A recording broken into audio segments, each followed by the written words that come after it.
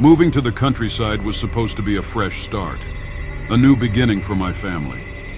We found a charming old house, nestled between rolling hills and whispering trees. It felt like stepping back in time, a place where we could build new memories and leave the past behind. The house was full of character, with its creaking floors and the scent of aged wood. But the attic was the real treasure trove. It was filled with forgotten possessions from previous owners, each item a relic of a time long gone. As we unpacked and settled in, my curiosity drew me to explore that dusty attic. One afternoon, as the sunlight streamed through the tiny attic window, casting eerie shadows, I stumbled upon an old trunk. It was hidden under layers of dust and cobwebs, as if it hadn't been touched in years. I brushed off the dirt and opened it, revealing a collection of antique dolls, their porcelain faces cracked and eyes staring blankly into the void. Among them was a doll that stood out. It was exquisite, with a beautifully detailed dress and strikingly lifelike eyes that seemed to follow me. Its presence was both mesmerizing and unsettling. Despite the eerie feeling it gave me, I decided to take it downstairs. Maybe it would be a charming addition to our new home, I thought. I placed the doll on a shelf in my bedroom, its delicate features catching the light in a way that almost made it seem alive. That night, as I drifted off to sleep, I was awakened by a soft, eerie music. It was a haunting lullaby, the kind that sends shivers down your spine. Confused, I sat up and saw the doll's eyes glowing faintly in the darkness, almost as if it was watching me. My heart raced as I realized the music was coming from the doll. I tried to shake off the fear, telling myself it was just my imagination.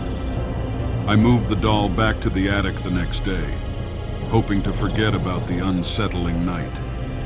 But the following morning, I woke to find the doll back on the shelf in my room. I was sure I had left it in the attic. I asked my parents if they had moved it, but they hadn't. A chill ran down my spine. Was someone playing a trick on me, or was it something more sinister? Determined to rid myself of the growing dread, I took the doll back to the attic and locked the door. That night, I woke up to the same eerie music. My eyes darted to the shelf, and there it was again. The doll sitting there, its eyes glowing in the darkness. Fear gripped me, and I could hear my heart pounding in my ears. I threw the doll into the attic once more and locked the door tighter, but it was no use. The next morning, it was back, sitting on the shelf, but this time, it was holding a small piece of paper. My hands trembled as I unfolded it. Written in crimson letters were the words, "I'm coming for you." Panic set in. I told my parents about the doll, about the eerie music and the note. They looked at me with concern, but they didn't believe me. They thought it was just a child's overactive imagination. Desperate to prove it wasn't, I decided to get rid of the doll once and for all. That night, as I lay in bed, the music started again. Louder this time, almost mocking me. I couldn't take it anymore. I grabbed the doll and ran to the fireplace, throwing it into the flames. I watched as the porcelain cracked and the dress burned away, convinced that I had finally put an end to the nightmare. But sleep didn't come easily. I was on edge, every creak and shadow filling me with dread. Just as I started to drift off, I heard a faint scratching, like tiny claws on wood.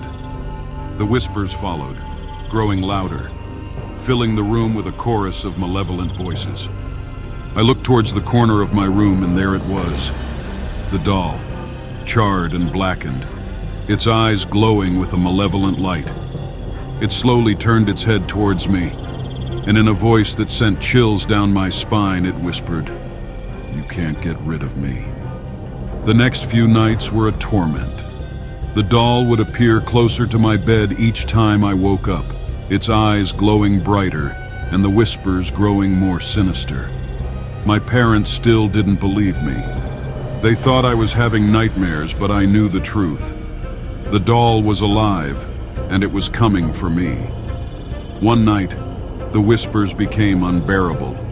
They were louder, more insistent, filling my mind with a cacophony of voices. The doll was now sitting at the foot of my bed, its eyes locked onto mine. It climbed onto my bed, and I felt its cold porcelain hands on my skin.